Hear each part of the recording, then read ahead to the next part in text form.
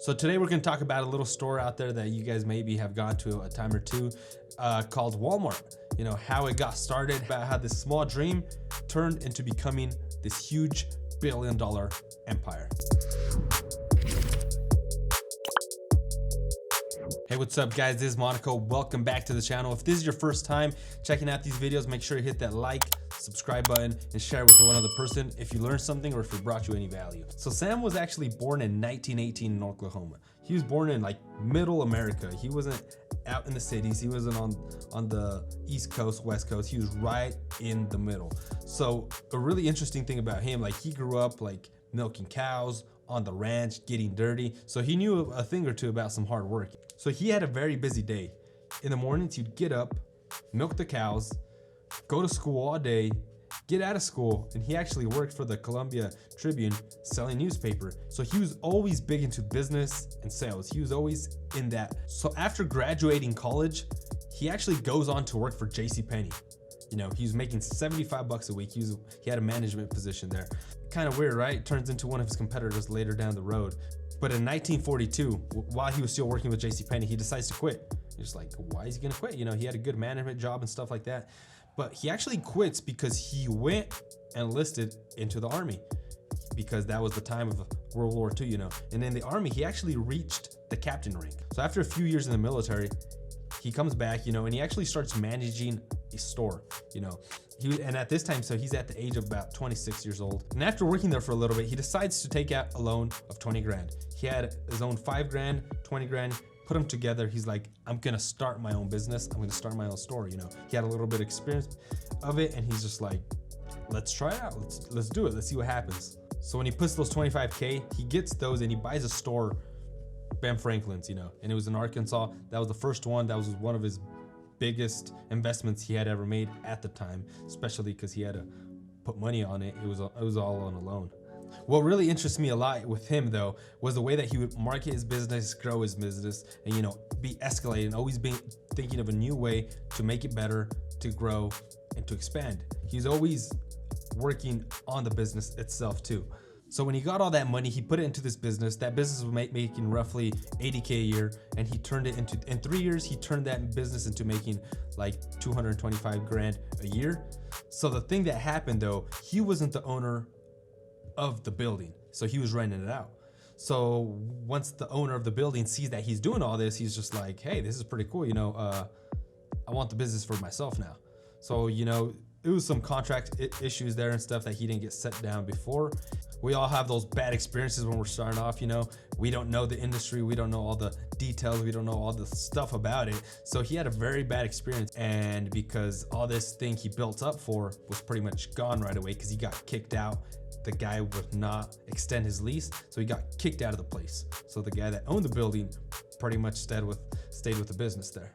So an interesting thing about Sam was that he actually encouraged his employees to invest in the company because he knew where it was going to go. He saw the bigger vision, and he knew if they invested it with it now, when it grew to a couple, I mean, that was their retirement fund pretty much. They were going to have money, they were going to be set, their family was going to be set. So he actually really encouraged people. So it grew a little bit over the years. In 1977, it went from having 190 stores to in 1985, they had over 800 stores. 800 locations. I mean, that's crazy if you go by the metrics of the number, like year over year, how fast it was growing. It was just insane how fast they were growing.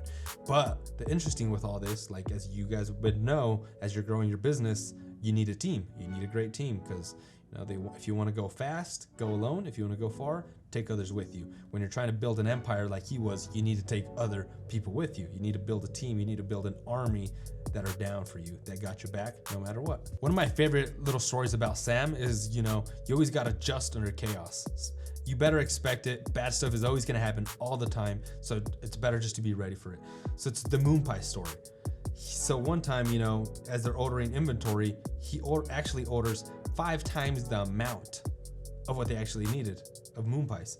So now they have all these moon pies and they're going to go bad. So instead of just sitting there and complaining, what does he do? He has a special on it. He throws a special on it. Moon pies, because he had to get rid of them. They were going to go bad. So he's like, let me just at least get my money back and make it over. It was a success. So they kept doing it year over year over year because people really like the moon pie. They knew that. So he got kind of famous for that. That's just a good example of using the negatives you think that could be your business into something positive. It's all about perspective, right? So when Sam passed, they had 1,960 stores. It was ridiculous. They had about 400,000 people working for them, and their annual sales were over 50 billion. Today, they have over 10,500 stores, and they're in 19 countries. And so the thing is, for him to be able to build this empire, they had to do a lot of trial and error. Trial and error. This works on the East Coast maybe, but it's not going to work on the West Coast, or it's not going to work in Middle America. So they had to be experimenting all over the time, all the time. And it's like with our business, we always got to be experimenting. We got to be testing. This works, this doesn't work. Constantly be testing, because if you stop testing, that means your business eventually is going to stop growing to a point. And with all this, a lot of people, they complain about going to Walmart, but the thing is they keep going to Walmart. And so why do they keep going to Walmart? It's simple. It's one word: convenience. It's convenient.